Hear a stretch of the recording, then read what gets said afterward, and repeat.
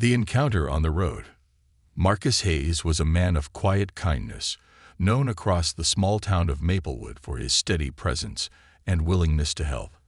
At 38, Marcus was built like an old oak tree, strong, weathered, with a gentle way that made people feel safe. He'd spent his life in Maplewood, a rural place where people moved at a slower pace, and where Marcus had found a deep sense of purpose in simple acts of kindness. He worked as a maintenance man for the town's schools and community centers, fixing leaks, patching walls, or mending fences. People depended on him not just for his skills, but for the calm warmth he brought to each interaction. To Marcus, his work was more than just a job. It was a way to help others. Life in Maplewood was quiet, predictable. Folks grew up, worked in town or nearby, raised their kids, and settled into routines. Marcus himself had fallen into one of those familiar routines, spending his evenings reading by his wood stove or watching the local sports broadcasts. He had his share of friends, but his heart belonged to the memory of his late father, who'd raised him with the motto, "Do good, and good will find its way back to you." Marcus took that lesson seriously and had built his life around it. One late autumn evening, as Marcus drove back home in his old truck, the golden October sun cast long shadows across the road, painting the countryside in hues of amber and crimson. It had been a day like any other, spent repairing an aging playground fence at the elementary school. As he drove, he thought of his simple evening plans, heating up leftover stew, and maybe watching a baseball game. The road was empty, and the air carried a chill that hinted at the approaching winter. Just as he turned onto the main stretch leading back into town, Marcus noticed a flash of white on the roadside up ahead. He squinted and realized it was a car, stranded, with a woman standing beside it, frantically waving. Without a second thought, Marcus pulled over, his truck rumbling to a stop just a few yards ahead of the car. He climbed out and walked over to the woman, who looked visibly relieved at the sight of him. The woman appeared to be in her late 30s, and her worry was evident in her furrowed brow. She was dressed in a professional outfit that seemed out of place in Maplewood, certainly a city dweller passing through. Her dark hair was slightly disheveled from the wind, and she clutched her phone tightly, as if hoping it might somehow fix her predicament. "Need some help?" Marcus asked, his voice calm and steady. She nodded quickly. "Yes, please. I have a flat tire. And, well, I'm embarrassed to admit I don't know how to change it. I tried calling for assistance, but there's no service out here." Marcus smiled gently. "Happens to the best of us," he said. "Let me take a look." The woman introduced herself as Laura, explaining that she was on her way to an important meeting in a nearby town when the flat had thrown her off schedule. She admitted that she hadn't expected to find herself stuck in the middle of nowhere, and that she was unfamiliar with the small towns around here. Maplewood wasn't even on her map, she joked nervously, trying to make light of her situation. As Marcus worked on the tire, he listened to Laura share bits about her life. She was an ambitious marketing executive from the city, juggling a hectic job with the demands of single motherhood. Her life, she admitted, was a whirlwind of deadlines and meetings, with little room for the kind of quiet that Maplewood seemed to offer. The contrast between her fast-paced life and Marcus's slow, steady existence couldn't have been more striking. Within a few minutes, Marcus had the tire changed and her car back in order. Laura thanked him profusely, expressing her surprise at finding such kindness from a stranger in an unfamiliar town. She seemed genuinely moved by the help, and her gratitude left a warmth in Marcus's chest. "Listen, I can't thank you enough," Laura said, reaching into her bag to pull out her wallet. "Please, let me pay you for your time." Marcus raised a hand, shaking his head. "No need for that," he said, smiling. "Around here, folks help each other out. It's just the way we do things." Laura's eyes softened, and she returned his smile. "Well, I'll have to find a way to repay the kindness someday. You've been a lifesaver, truly." With a quick wave, she climbed back into her car and pulled away, leaving Marcus standing by the roadside, watching her taillights fade into the distance. For him, It was just another evening spent helping someone, but he had a strange feeling that this encounter was more than that. Little did he know, that chance meeting would set off a chain of events that would forever change the course of his life. The unexpected gift. The days after his roadside encounter with Laura passed as quietly as ever, filled with the usual routine of work and home. Marcus would arrive at the school district early, grab his toolbox, and make his rounds. The teachers and staff all knew him by name, and he was warmly greeted wherever he went. He enjoyed his work, feeling a sense of purpose each time he fixed a heater in a chilly classroom or repaired a playground swing.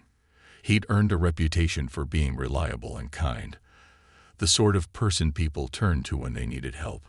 It was on an ordinary Wednesday morning, a week after he helped Laura with her flat tire, that Marcus noticed something unusual. When he got to the maintenance office at the high school, he saw a large envelope sitting on his desk with his name written in neat handwriting across the front.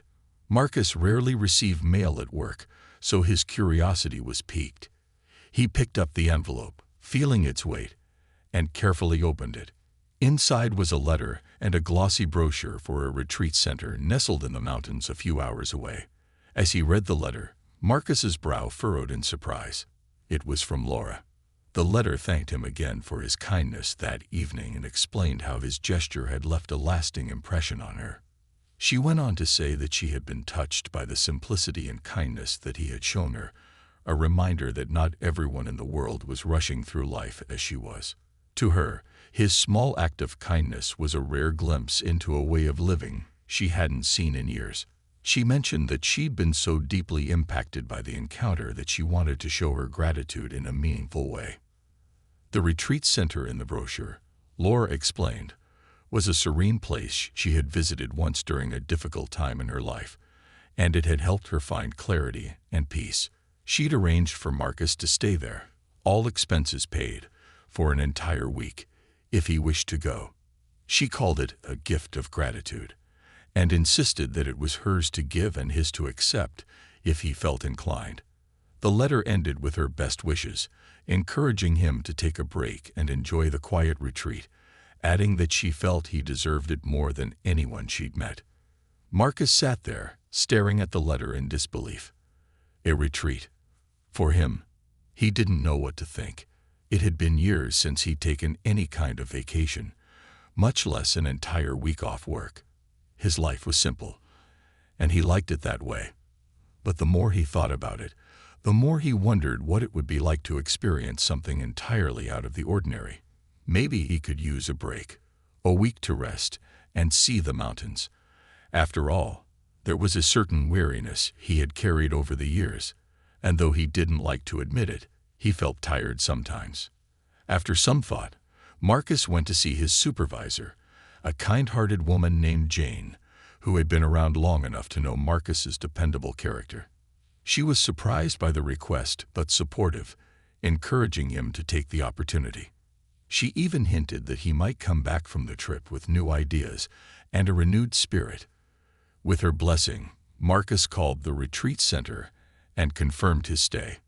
The following week, Marcus packed a small bag and set off for the mountains, driving his old pickup through winding roads lined with towering pine trees. As he climbed higher into the mountains, he felt an unfamiliar sensation, an excitement he hadn't experienced in years. For once, he wasn't on a schedule, wasn't answering to anyone or needed for any particular task. It was just him, the open road, and a strange new adventure that lay ahead. When he arrived at the retreat center, he was taken aback by the beauty of the place. The center was perched on a hilltop, surrounded by forests that seemed to stretch endlessly in every direction. A river wound its way through the valley below, and in the distance, mountains rose like sentinels under the vast sky. The air was crisp, scented with pine, and the silence was profound, a peacefulness that seemed to fill every corner of the place. A kind receptionist showed him to his room, a cozy space with large windows that looked out over the valley. Marcus felt a deep sense of calm settle over him as he stood by the window, taking in the view. It was the kind of tranquility he'd only dreamed of, the sort of peace that came when everything else in the world faded away. Over the next few days, Marcus immersed himself in the experience. The retreat center offered meditation sessions, nature hikes, and quiet spaces for reflection. For the first time in his life, he allowed himself to slow down, truly slow down, in a way that Maplewood's routine never quite allowed. He took long walks in the woods, sat by the river, and spent his evenings reading in front of a roaring fire. He found himself reflecting on his life, the years he'd spent in Maplewood, the people he'd helped, the work that had defined him. He thought of his father's words, "Do good, and good will find its way back to you," and realized how deeply they had shaped him. On his fourth day at the retreat, Marcus signed up for a small group session on mindfulness. Though he'd never been one to explore such concepts, he found himself intrigued by the idea of being more present, of learning to listen to himself in a deeper way. During the session, he shared a bit about his life, about Maplewood and the people he served. The others in the group listened intently, fascinated by the quiet simplicity of his life. They asked him questions about what made him choose such a life, what gave him fulfillment, and he found himself sharing parts of himself he hadn't voiced in years. The people at the retreat weren't just kind. They seemed genuinely interested in understanding him.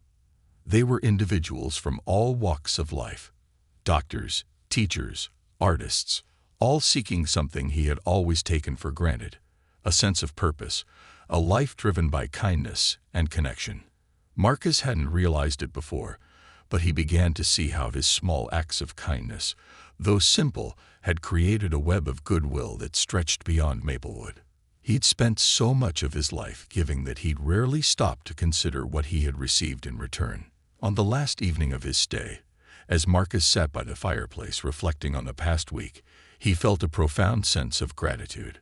Laura's unexpected gift had given him more than just a week away. It had given him a new perspective on his life. He felt lighter, renewed, as if he'd uncovered a hidden part of himself. For the first time, he allowed himself to see that his life, while simple, was profoundly meaningful. As he packed up the next morning to leave, Marcus felt a twinge of sadness, but he knew he was ready to go back home. He wanted to return to Maplewood, but this time, with a renewed purpose, a deeper understanding of why he had chosen the life he led, and what it meant not just to him, but to others. The drive back to Maplewood felt different. The roads were the same, but the man driving them had changed. He felt as though he was seeing his hometown with fresh eyes, recognizing the beauty and simplicity of a place he'd known all his life. And as he approached the familiar town limits, Marcus couldn't help but smile, knowing he was ready to embrace his life in a way he never had before. Little did he know, however, that the changes sparked by that single act of kindness on the roadside were only just beginning. Ripples of kindness. Back in Maplewood, Marcus settled back into his familiar routine. But as he worked through his tasks at the school and community center, he couldn't shake the feeling that something within him had shifted. Each interaction, each friendly exchange, seemed to have an added layer of meaning now. The retreat had shown him how deeply his actions could touch others, and he began to understand that his role in the town was more significant than he had ever realized. In the days following his return, the subtle changes in Marcus didn't go unnoticed. His colleagues, neighbors, and friends sensed that he seemed even more at peace, as though he carried a quiet wisdom with him. People stopped to talk with him more often, sharing bits of their lives, sometimes just lingering to chat, as if drawn by his calming presence. He became someone people sought out not only for repairs or a friendly wave, but as a trusted confidant. Parents from the school, old friends, and even the local coffee shop owner would open up to him, sharing stories, worries, and dreams.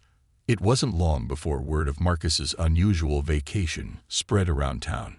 People were surprised. They couldn't remember the last time he'd taken time off, much less for something as unexpected as a mountain retreat. The story of how he'd helped a stranded stranger and received such an extraordinary gift in return fascinated the townsfolk. The idea of kindness repaid resonated with them, sparking conversations in the grocery store aisles. at church gatherings, and over coffee at the diner. Maplewood, though small, was a town where stories traveled far and fast. A week later, Marcus was back at the community center, fixing a jammed door in the recreation hall. It was one of those simple tasks he could do almost in his sleep, and as he worked, he was lost in thought, recalling the serene mountain vistas from his retreat. He didn't notice that someone had entered the hall until he heard a soft voice call his name. Marcus.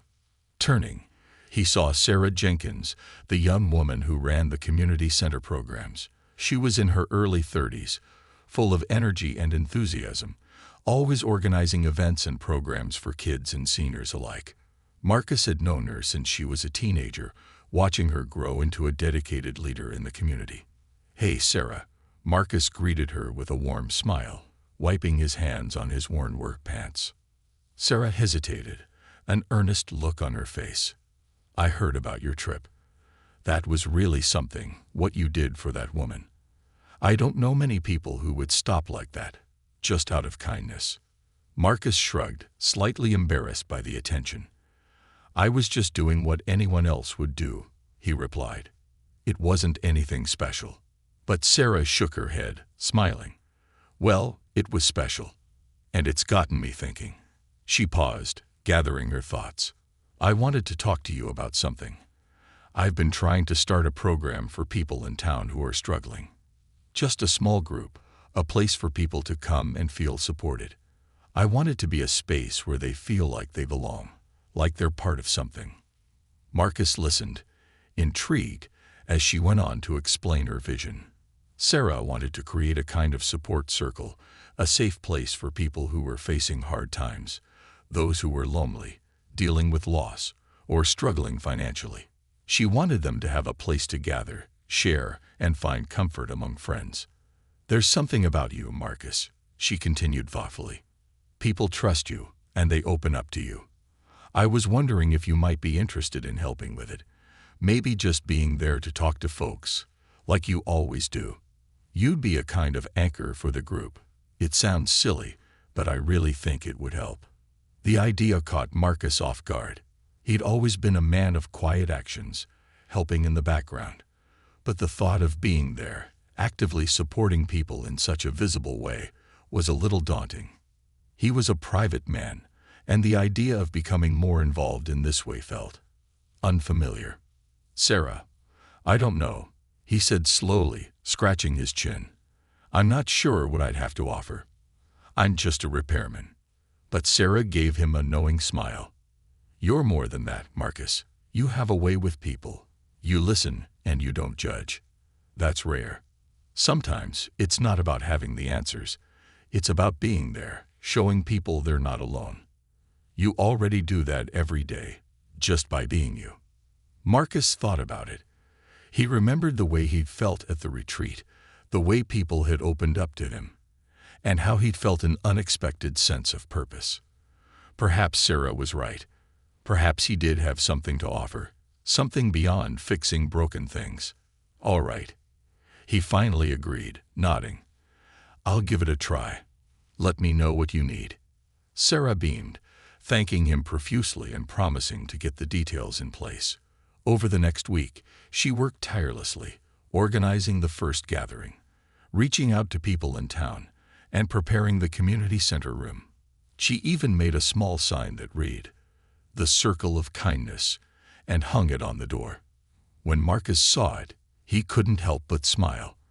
The simplicity of it resonated with him, and he felt a warmth settle in his chest. The first meeting was small, just a handful of people gathered around a circle of chairs in the community center. There was Maggie, an elderly widow who had lost her husband a year prior and felt the weight of loneliness more keenly with each passing day. Then there was Tom, a father of 3 who had recently lost his job and was struggling to make ends meet. And young Jenny, a high school student who had been dealing with bullying and felt isolated and unseen. As the session began, Marcus found himself quietly observing, unsure of how to participate. But when Maggie began to speak, sharing her sadness over her husband's passing, Marcus felt a shift. She spoke about the long days, the empty house, and the ache in her heart. Marcus listened, really listened, and when she looked over at him, he offered her a kind nod, a word of encouragement. She smiled faintly, a glimmer of relief in her eyes. The others shared their stories, each one raw and honest. They spoke of financial struggles, broken relationships, and the weight of dreams that seemed just out of reach.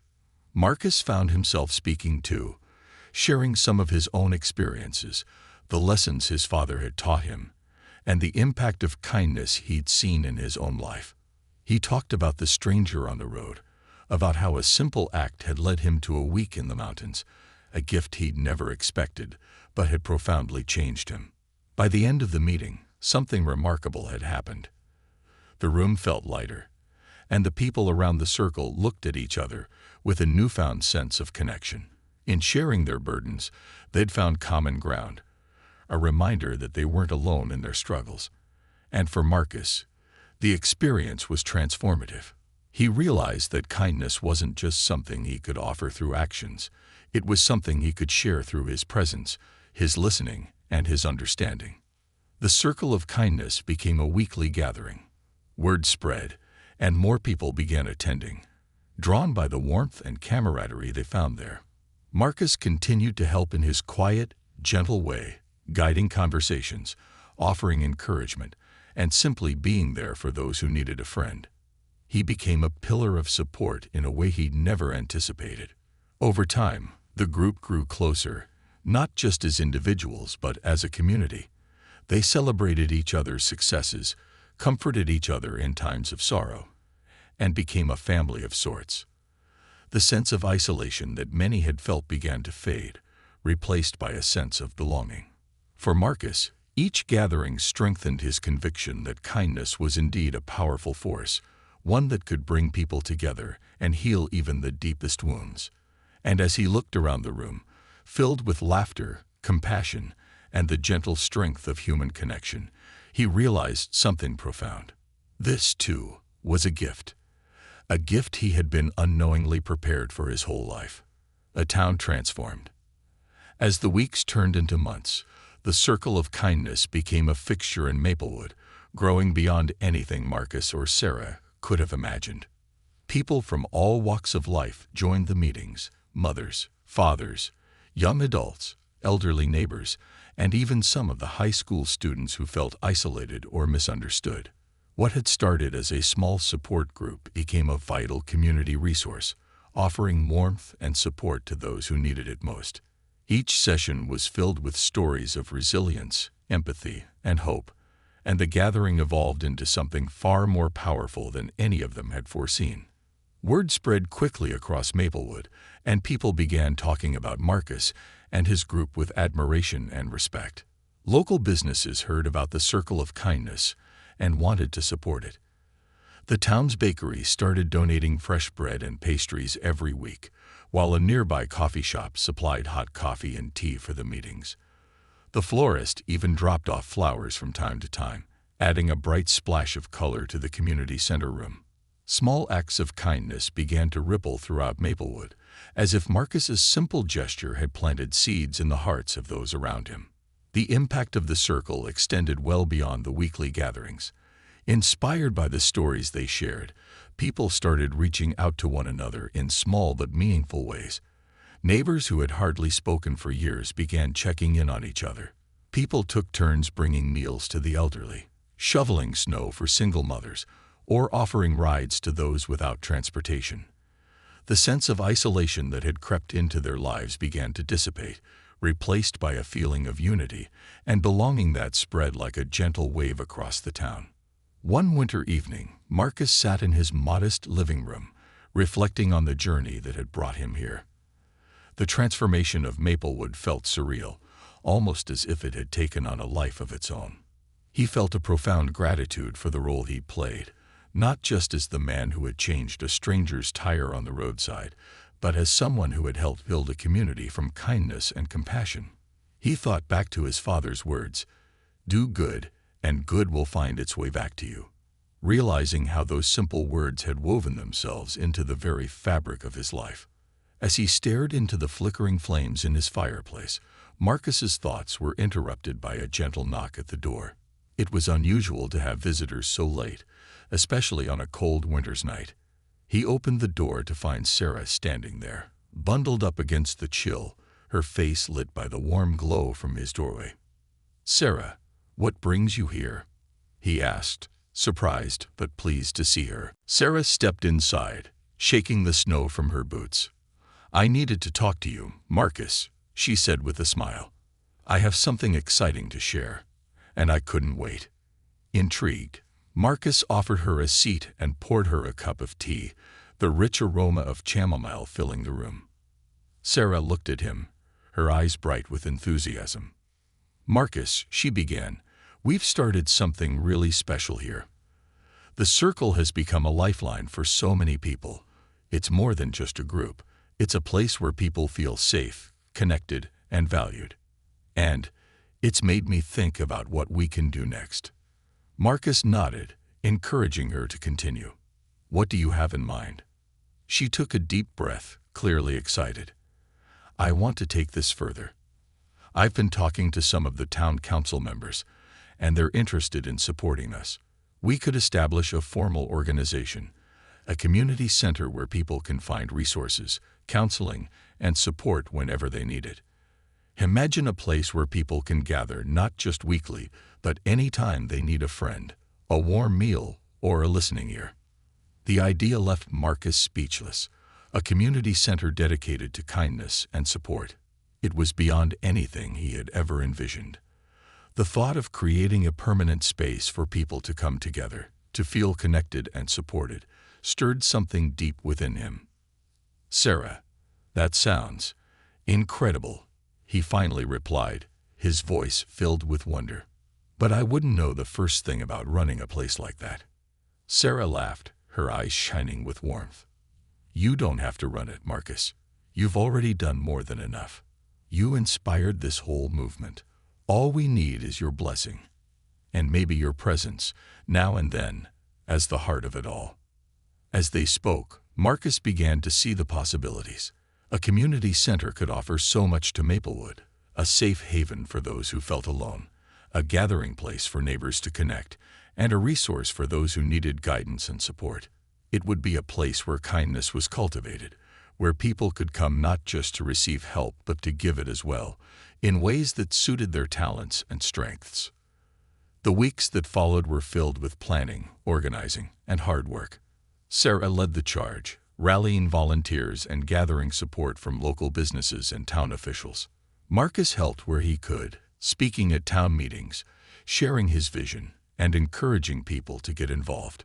Soon, nearly everyone in Maplewood had heard about the project, and donations began pouring in: money, supplies, furniture, and even a few unused computers from the local high school.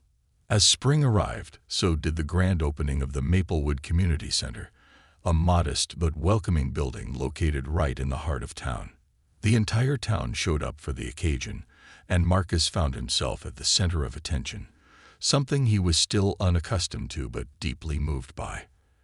As he stood on the small stage, looking out at the faces of his friends, neighbors, and even a few strangers who had come to see the man behind the movement, he felt a profound sense of fulfillment. He shared a few words, speaking from the heart, thanking everyone for their support and for believing in the vision of a kinder, stronger community. The crowd erupted in applause, and Marcus felt a sense of pride and humility like never before. It wasn't just his vision anymore. It was Maplewood's. The center quickly became a second home for many. Volunteers organized workshops, offered tutoring for children, and held job search support groups. Local artists hosted painting and pottery classes, while a retired chef taught cooking lessons for young adults learning to live independently. The town's retired carpenter even offered woodworking workshops, passing on his skills to those who wanted to learn. But it wasn't just organized activities that made the center special. It was the quiet moments, the elderly woman who found a friend to share her morning coffee with, the single mother who received a hand with her grocery shopping, the teenager who found a mentor who understood his struggles. The center had become a place where lives intersected in meaningful ways, where no one felt like a stranger. One rainy evening, as Marcus was locking up the center, he found himself thinking back to that fateful day he'd pulled over to help a stranger on the side of the road. He never could have imagined that a simple act of kindness would lead to something so transformative. It was as if that single moment had set off a series of ripples that had grown into waves, touching the lives of people he'd never even met. Just as he was turning off the lights, he noticed someone standing at the door. It was Laura, the woman he'd helped that day so many months ago. She looked different, but he recognized her immediately. "Laura?" he asked, astonished. She smiled, her eyes full of gratitude. "Hello, Marcus. I had to see it for myself. I heard about what you've done here, and I can't believe it." Marcus welcomed her in, showing her around the community center. She listened as he recounted how the circle of kindness had grown into the center, how the town had rallied behind the idea, and how much of an impact it had made on people's lives. Laura was visibly moved. "I never would have thought that a flat tire on the side of the road would lead to all this," she said softly. "You turned a small act of kindness into something incredible. I only hope I can do something half as meaningful one day." Marcus looked at her, smiling. "Sometimes it doesn't take much. A small gesture can change a life. You gave me the chance to see that. And now, it's happening every day here." They sat together, talking long into the night, sharing stories of lives touched, dreams sparked, and the beauty that kindness can create. For Marcus, that conversation with Laura brought everything full circle. He understood now that kindness was never a one-way street. It was a path that connected people, carrying them towards something greater than they could ever achieve alone. When they finally parted ways, Marcus locked the door and took one last look at the center, the lights casting a soft glow through the windows. He felt an overwhelming sense of peace. He'd lived his life by his father's words, and in doing so, he had changed more lives than he'd ever imagined. The road ahead was unknown, but he knew one thing for certain. Kindness would continue to guide him, as it had since the beginning. The strength of a community. Months passed, and the Maplewood Community Center flourished, becoming the heart of the town. It wasn't just a building. It was a living, breathing entity, a place where kindness was exchanged like currency and support was given freely, without hesitation. People came from neighboring towns to see what all the buzz was about, curious to learn how a simple community center had transformed an entire town's spirit. For Marcus, each day spent at the center brought a new sense of purpose, and the humble maintenance man began to see himself as more than just a fixer of things. He was now, truly, a builder of community. The center had become a place where stories and lives intertwined, where the townsfolk felt safe to share their burdens and celebrate their joys. One evening, Marcus was heading into the center to help set up for a town potluck when he was met with a surprising sight. A crowd of people standing in the parking lot, murmuring with a mix of concern and disbelief. As he approached, he saw Sarah and a few other volunteers gathered around the entrance, their faces etched with worry. "Marcus," Sarah called, relief flashing across her face. "We were just about to call you." "What's going on?" Marcus asked, sensing the tension in the air. Sarah took a deep breath and pointed toward the building's foundation, where a large, jagged crack had appeared. "It's the foundation. The ground shifted after last night's storm, and now there's damage. We had a contractor take a quick look, and he said it's going to need extensive repairs. It's not a small fix, Marcus." A sinking feeling settled in his chest. The community center had become a beacon of hope for so many. The thought of it closing, even temporarily, felt devastating. As he looked around at the faces of those gathered, neighbors, friends, parents, and children who had come to depend on this place, he felt a responsibility deeper than anything he'd known before. "What are our options?" he asked, trying to keep his voice steady. Sarah shook her head, her face clouded with worry. "The repairs are going to cost more than we have in our budget. We've saved what we can from donations, but it's nowhere near enough. If we can't fix it soon, we might have to shut down for good." The words hit Marcus like a punch to the gut. The center had become the heartbeat of Maplewood, and he couldn't bear the thought of seeing it abandoned, left to decay. He looked around at the crowd, at the people whose lives had been touched by this place. This wasn't just a building. It was a symbol of everything they'd worked for, of the kindness and unity they had fostered together. After a long pause, he cleared his throat, addressing the group. "Listen, everyone. I know this news is hard to hear, but I believe in what we've built here. This center isn't just a building. It's all of us. If we work together, I know we can find a way to save it." He paused, letting his words sink in. "Let's hold a town meeting tomorrow night. We'll gather ideas, and maybe, just maybe, we'll come up with a solution." The people nodded, some of their initial despair fading as hope flickered back to life. Marcus felt a renewed determination settle in his heart. He wouldn't let this community center fall apart, not after all they had achieved together. That night, he barely slept, his mind racing with possibilities and ideas. He thought back to his father's words, "Do good, and good will find its way back to you," clinging to them like a lifeline. The next evening, nearly the entire town gathered in the center's main hall. People filled the rows of chairs and stood against the walls, eager to find a way to keep their beloved community space alive. The atmosphere was tense, but there was a palpable sense of solidarity that filled the room. Maplewood's spirit was strong, and Marcus could feel it in every face turned his way. Sarah took the microphone first, explaining the extent of the damage and the repair costs. There were murmurs of dismay as she described the challenges they faced, but the room grew quiet when she passed the microphone to Marcus. "Thank you all for coming," Marcus began, his voice steady. "I know this news is hard to hear, but I believe we can get through this together. This center belongs to all of us. It's a place where kindness and support flow freely, where everyone has a place. I know times are tough, but if we work as a community, we can save it." A hand went up in the crowd.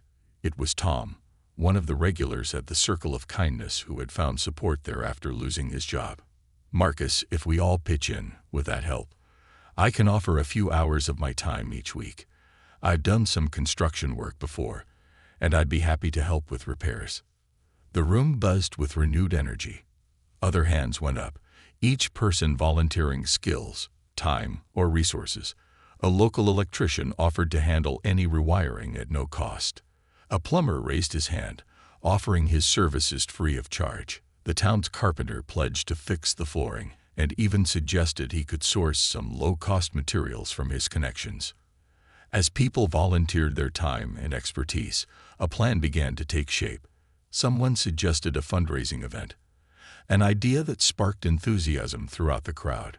Suggestions poured in: a charity auction, bake sales, a community yard sale, and even a Maplewood Music Fest, where local musicians could perform to raise funds. Over the next few weeks, Maplewood came alive with activity. People worked late into the night, transforming the community center from a damaged building back into a place of hope and strength. Every day, Marcus saw acts of kindness and selflessness that reminded him of why he'd stayed in Maplewood all his life. Parents brought their children to help paint, teaching them the value of giving back. Teenagers who often kept to themselves joined in, learning new skills and finding a sense of pride in their work. The fundraising events were met with an outpouring of support. Local artists donated paintings and crafts. Bakers whipped up treats for bake sales, and musicians performed at the Maplewood Music Fest, drawing a crowd from nearby towns. Businesses that had no direct connection to the center joined the cause, donating supplies, equipment, and even cash to help fund the repairs. Marcus worked tirelessly alongside them, never asking for anything but giving everything he had. One evening, as he was finishing up a long day of work at the center, he noticed a group of high school students lingering by the entrance. One of them, a tall, lanky boy named Ethan, approached him. Ethan was known around town as a bit of a loner, often seen with headphones on and a skateboard in hand. "Hey, Marcus," Ethan said, shuffling his feet. I Just wanted to say thanks for everything you're doing. This place means a lot. I've never really had a place to come to before, you know." Marcus looked at him, sensing the vulnerability behind the boy's words. "Ethan, you're always welcome here. This center is for everyone, no exceptions." Ethan nodded, a flicker of relief in his eyes. "I want to help too," he said quietly. "I don't have much money, but I can do some work. Maybe I could clean up or help with painting." Marcus placed a reassuring hand on the young man's shoulder. "We'd be glad to have you on board. Your help means just as much as anyone else's." Ethan's eyes brightened, and he nodded, heading inside to join the others. For Marcus, that moment encapsulated everything the community center had come to represent: a safe space, a home for those who needed one, and a beacon of hope for anyone who felt alone. After weeks of tireless effort, the repairs were completed. The entire town gathered for the grand reopening, filling the center with laughter, music, and the comforting warmth of togetherness. As Marcus stood before them, ready to cut the ribbon, he took a moment to look around at the faces of those who had come together to save this place. Each person, from the elderly widows to the young children, had played a role in preserving their community's heart. The ribbon was cut amid cheers and applause, and people flooded into the newly repaired center. For hours, they celebrated, sharing stories, laughter, and memories. Marcus wandered through the rooms, watching with a deep sense of satisfaction as people connected, supported each other, and shared in the joy of what they had accomplished together. Toward the end of the night, as the celebration began to wind down, Marcus felt a tap on his shoulder. He turned to see Sarah, her face glowing with pride. "Marcus," she said, her voice filled with emotion, "look at what you've done. Look at what we've all done." He nodded, feeling a lump form in his throat. "I never could have imagined this, Sarah. I thought I was just fixing things, but it's become something so much bigger." She smiled, reaching out to squeeze his hand. "That's the beauty of kindness, Marcus. It grows in ways we can't always see. And you've shown this town what it truly means to be a community." As he stood there, surrounded by the people whose lives he had touched, and who had, in turn, touched his own, Marcus realized that he'd found something far more meaningful than he'd ever dreamed. The community center was more than a building. It was a testament to the strength of kindness, the resilience of community, and the quiet power of one man's dedication to doing good. In that moment, he understood the true legacy his father had left him, one that would carry forward long after he was gone, a legacy of love. As the months rolled on, the Maplewood Community Center continued to thrive. People from all over came to learn from Maplewood's story, inspired by how a small town had turned kindness into a way of life. What had once been just a simple idea had grown into a place of profound transformation, a safe haven for those in need, a gathering place for friends and neighbors, and a symbol of hope in an ever-changing world. For Marcus, life took on a new rhythm. Every day, he was greeted by the warmth and gratitude of the people he'd come to see as family. The center had become his life's work, a cause that filled his days with purpose. He no longer spent his time only fixing leaky pipes or patching walls. He spent it repairing lives, stitching together a stronger, more resilient community. The kindness he'd once given without a second thought had blossomed into something far greater than he could have ever imagined. One crisp autumn morning, Marcus arrived at the center early. The air was cool, filled with the earthy scent of fallen leaves, and the golden sunlight poured through the trees that lined the street. As he unlocked the doors and stepped inside, he took a moment to walk through the empty halls, soaking in the quiet peace of the space before the day's activities began. He had always loved these early moments, the calm before the bustle of people filled the building.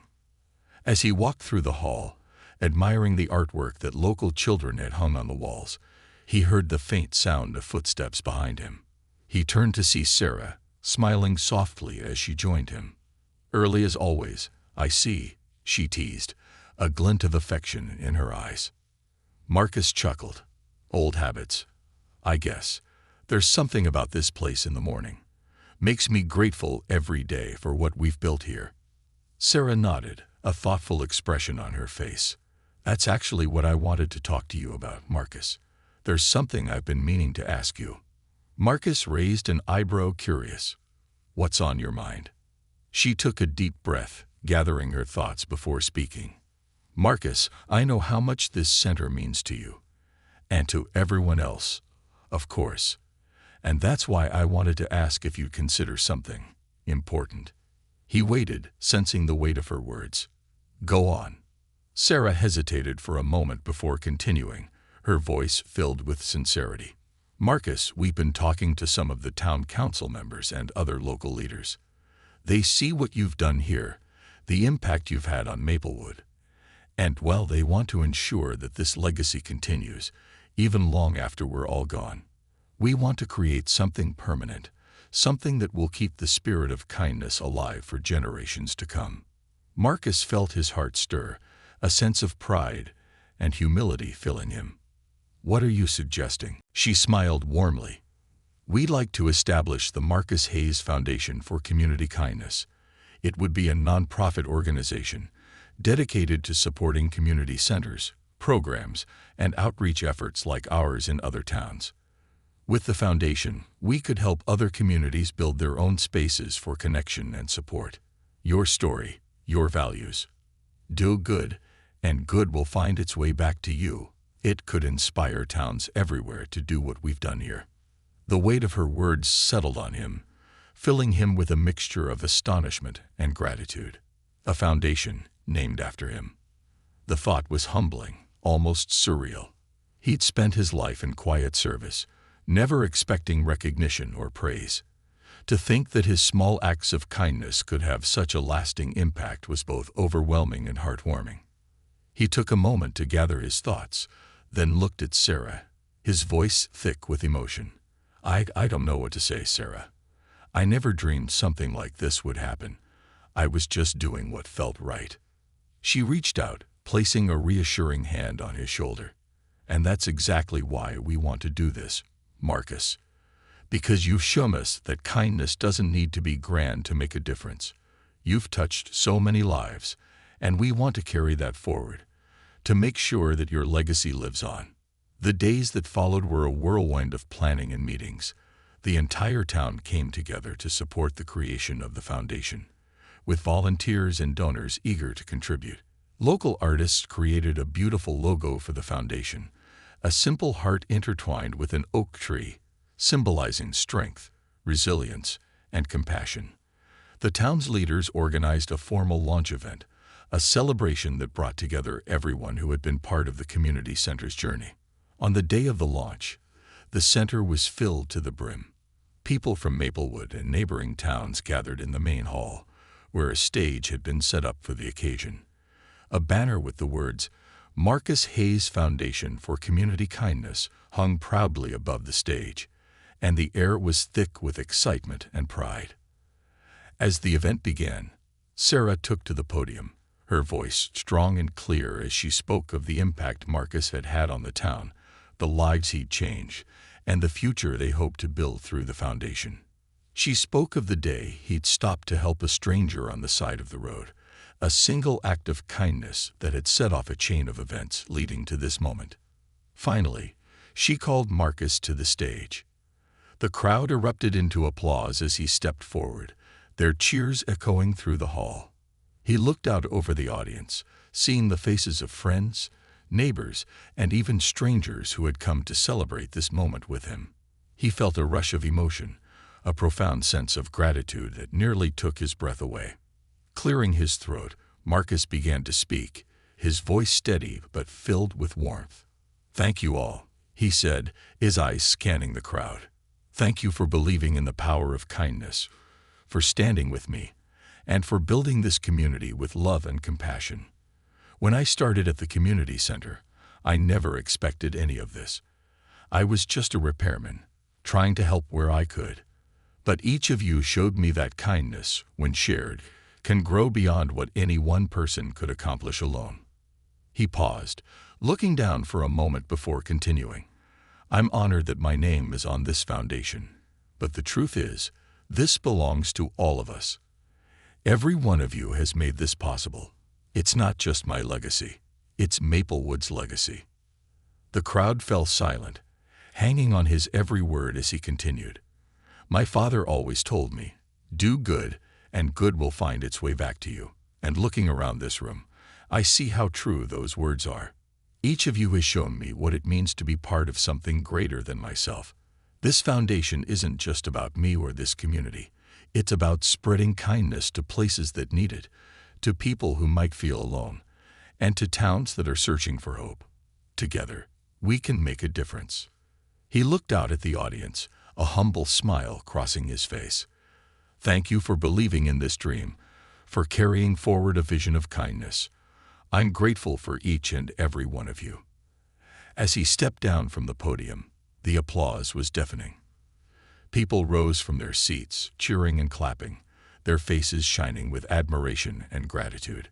Marcus felt a profound sense of joy, realizing that he had found his life's true purpose, not just in the work he had done, but in the lives he had touched. In the following months, the Marcus Hayes Foundation for Community Kindness became a beacon for other communities. Marcus and Sarah traveled to nearby towns, meeting with local leaders, sharing Maplewood's story, and helping to establish new community centers based on the principles of kindness, unity, and support. The foundation's influence began to spread, reaching places far beyond Maplewood's borders, inspiring other towns to come together and create spaces where people could find solace, connection, and hope. As the years passed, Marcus watched with pride as the foundation grew, touching lives in ways he'd never imagined. Young people who had grown up in Maplewood, once struggling with their own challenges, returned to volunteer and help expand the foundation's reach. They had found strength in the community center and now wanted to give back, inspired by Marcus's example.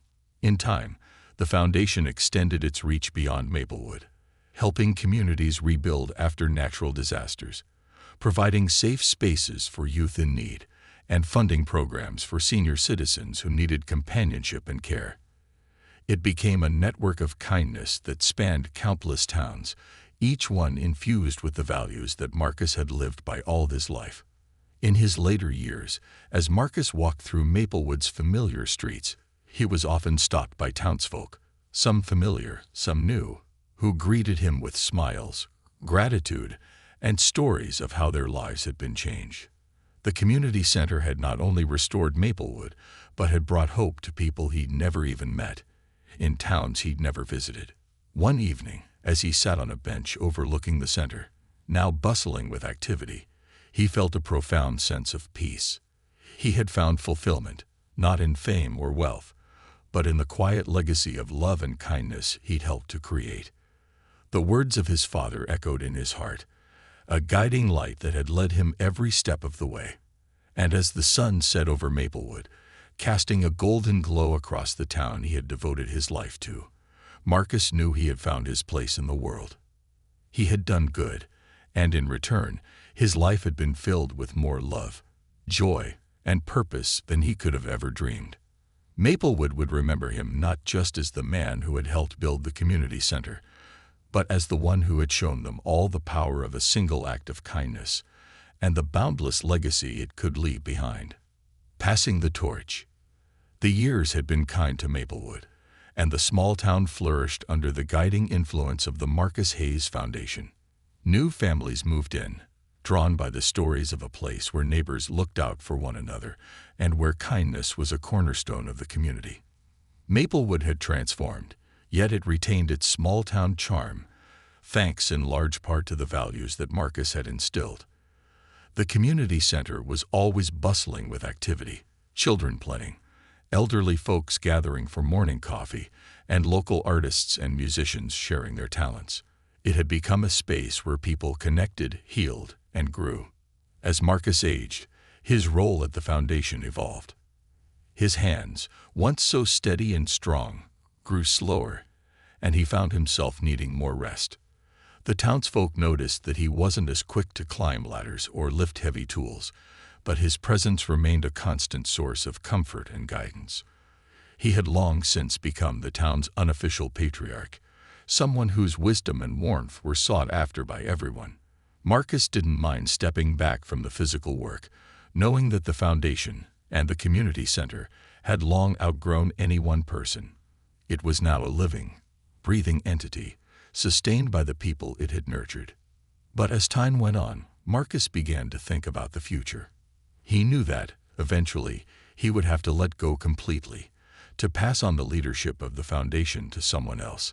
He wanted to make sure that Maplewood's legacy of kindness would continue for generations, that the community center would remain a safe haven, and that the foundation would keep spreading compassion far and wide. One afternoon, as he sat in his favorite spot on a bench outside the community center, watching a group of children playing on the lawn, Sarah joined him, as she often did. She had been his steadfast partner through it all, guiding the foundation's growth, managing the operations, and always bringing fresh ideas to keep the center thriving. Together, they had become like family, and Marcus trusted her as he did few others. "Marcus," Sarah began, her voice gentle, "I wanted to talk to you about the foundation's future." He looked at her, sensing the importance of her words. "I was just thinking about that myself," he said with a small smile. "I think it's time, Sarah.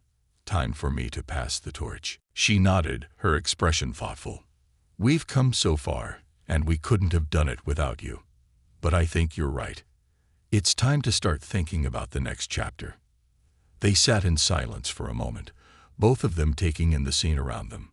The community center had become a testament to all they had built together, a place filled with life and hope. Sarah took a deep breath before continuing.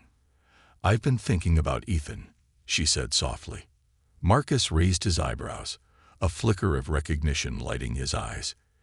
Ethan had been one of the teenagers who had found solace at the community center years ago, when he'd been struggling to find his place in the world. Back then, he was a quiet, introspective young man, often seen with his skateboard in hand and headphones over his ears, distancing himself from the world. But through his time at the center, he had transformed. Ethan had volunteered countless hours, helping with repairs, assisting in activities, and eventually leading the youth outreach programs. He'd become a mentor to younger kids, showing them the kindness he had received, and was known for his dedication and compassion. "Ethan," Marcus mused, a proud smile spreading across his face. "He's come a long way, hasn't he? I remember when he barely said 2 words to anyone." Sarah laughed softly. "Yes, but he's grown into such a remarkable young man. He has a heart for this work, Marcus. The kids look up to him, and the townsfolk trust him. I think he's ready for more responsibility, and I believe he could be the one to lead the foundation forward." Marcus considered her words, feeling a swell of pride. He had seen Ethan grow from a troubled teenager into a young man with purpose and conviction. There was a kindness in him that mirrored what Marcus had always believed in, a gentleness and strength that had drawn people to him naturally. Ethan had the potential not only to lead but to carry forward the foundation's values in a way that would resonate with a new generation. Over the next few months, Marcus began working closely with Ethan, teaching him everything he knew about the foundation and the community center. They spent hours going over plans, discussing the challenges and opportunities ahead. Marcus shared stories from the early days, lessons he'd learned, and the importance of humility and compassion in leadership. Ethan listened intently, absorbing everything Marcus shared, eager to step into a role that had once felt too big for him, but now seemed like a natural fit. As Ethan grew into his new role, he brought fresh ideas to the foundation. He introduced programs for teenagers, organizing workshops on skills like art, coding, and even financial literacy, giving young people the tools to build a better future. He started a youth mentoring program, pairing teenagers with older mentors who could guide them and provide support. The center began offering outreach initiatives in nearby towns, helping them start their own community programs and spreading the foundation's mission of kindness and unity. One day, As Marcus watched Ethan lead a meeting with a group of volunteers, he felt a profound sense of peace. Ethan spoke with confidence, his voice carrying the same calm warmth that Marcus had once been known for. He was patient, listening to each person's input, valuing their ideas, and guiding them with empathy and understanding. In Ethan, Marcus saw the heart of the foundation, the same heart he had once brought to the community center, now embodied in a new leader who would carry it forward. The official passing of the torch took place on a beautiful spring day. The community gathered at the center for a special ceremony, eager to celebrate the legacy Marcus had built and to welcome Ethan as the new director of the Marcus Hayes Foundation for Community Kindness. The hall was decorated with photos from over the years, capturing moments that told the story of Maplewood's journey, a story of resilience, connection, and compassion. People of all ages filled the room, each of them carrying their own memories of the community center and the impact it had had on their lives. As Marcus took the stage, he felt a rush of emotions, a lifetime of memories washing over him. He looked out at the crowd, at the familiar faces of friends, neighbors, and even those who had once been strangers, but had become family through the foundation. He took a deep breath, his voice steady but filled with warmth.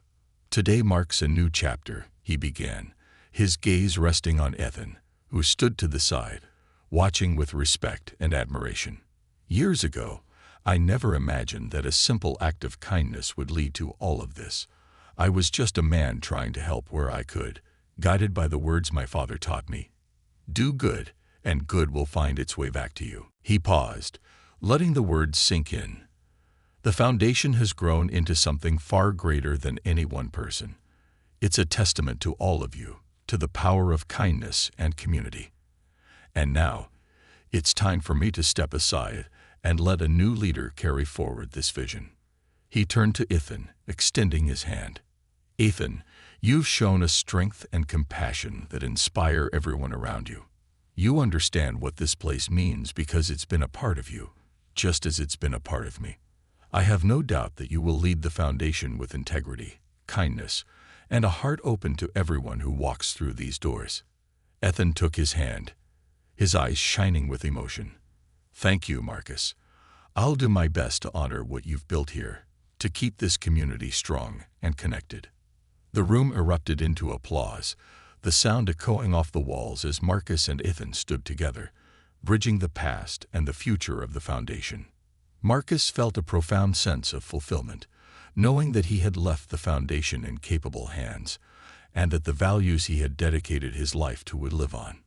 In the months that followed, Marcus embraced a quieter life. He still visited the community center regularly, helping with small tasks, chatting with friends, and offering guidance to those who sought it.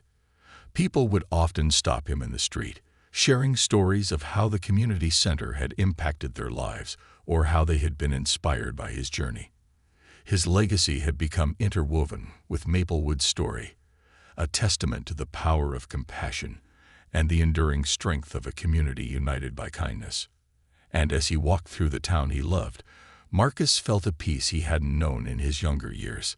He had done his part, and now he could rest, knowing that Maplewood would continue to thrive, held together by the values he had cherished his entire life. The torch had been passed, but the light of kindness burned brighter than ever, illuminating a path for generations to come. For Marcus, that was the greatest reward, a legacy of love, a community built on compassion, and the knowledge that he had made a difference in the lives of others. As he watched the sun set over Maplewood, casting a golden glow over the town, he knew that his father's words had rung true in ways he could have never imagined. He had done good, and in the end, the good had found its way back to him, and to all those who called Maplewood home.